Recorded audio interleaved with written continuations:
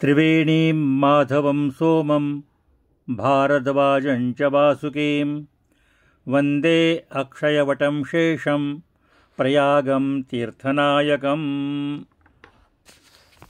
तीर्थराज प्रयाग क्षेत्र या ठिकाणी सध्या महाकुंभमेळा चालू आहे. कुंभमेळाचं स्वरूप काय, नेमका कुंभमेळा म्हणजे काय, याचा संबंध समुद्रमंथनातून निघालेल्या अमृतकुंभाशी सांगतात. परंतु या कुंभमेळ्याचं वर्णन कुठल्याही वैदिक ग्रंथात सापडत नाही. समुद्रमंथनातून अमृत निघाले हे वर्णन अनेक पुराणामध्ये आलेलं आहे. पण 4 ठिकाणी अमृतबिंदू पडले असं वर्णन कुठे सापडत नाही.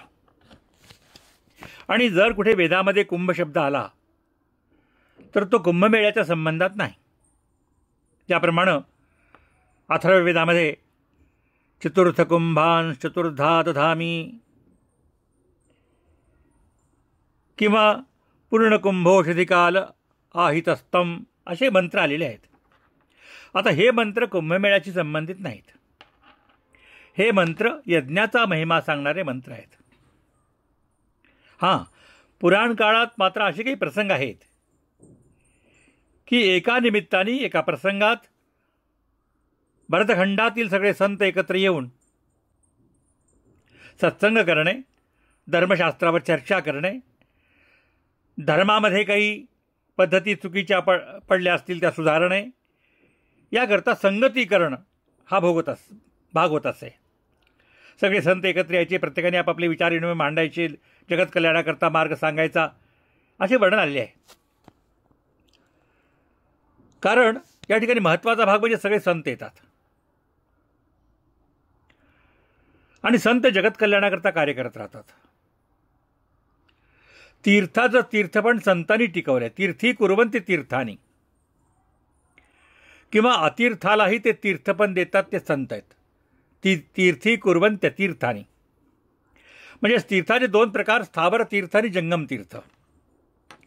स्थावर तीर्थ हे आपण तीर्थक्षेत्री जातो, स्नान करतो वगैरे वगैरे, आणि जंगम तीर्थ म्हणजे संत महात्मे. आता ज्ञानेश्वर महाराजांना काही यात्रेला त्याची गरज नव्हती, परंतु तीर्थाचं तीर्थपण टिकवण्याकरता हे यांनी यात्रा केली आहे.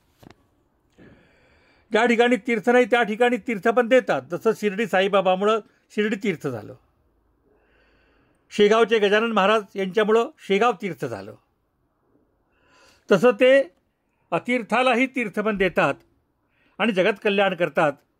असे संत, साधू, विद्वान, ब्रह्मवेत्ते, संन्यासी, अवलिया, योगी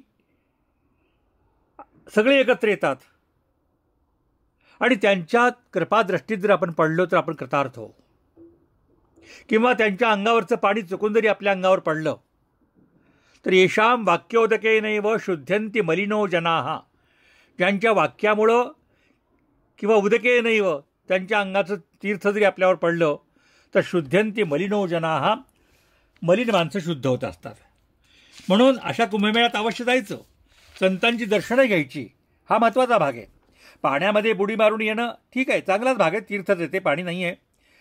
पण याच्याबरोबर महत्त्वाचा भाग आहे संत संग.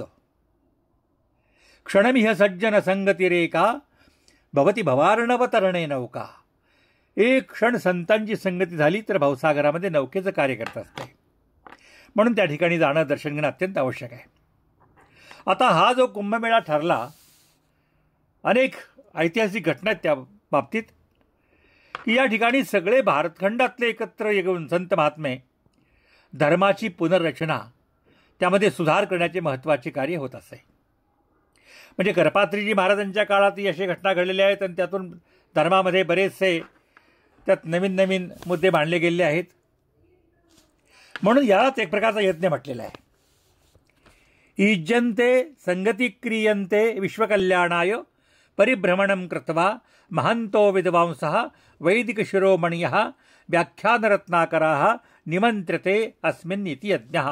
यज्ञाची व्याख्या सांगितलेली आहे की अशा ठिकाणी विश्वकल्याणाकरता जे संत परिभ्रमण करतात, महान लोक आहेत, विद्वान आहेत, वैदिक शिरोमणी आहेत, व्याख्यान रत्नाकर आहेत, अशा सगळ्यांना एकत्र आणून त्या ठिकाणी सत्संग करून धर्माची पुनर्रचना करण्याकरता असे आयोजन केले जाते. आता या ठिकाणी कुंभ हा शब्द अमृतकुंभाशी संबंधित असं मानलं जातं. पण कसा काही असो, याचा लाभ मात्र सर्वांना होणार आहे. म्हणून सर्वांनी या कुंभमेळ्याचा लाभ घ्यावा. पण ज्याला जमत नसेल त्यांनी आवर्जून याचा दुसरा भाग पाहावा. नमस्कार.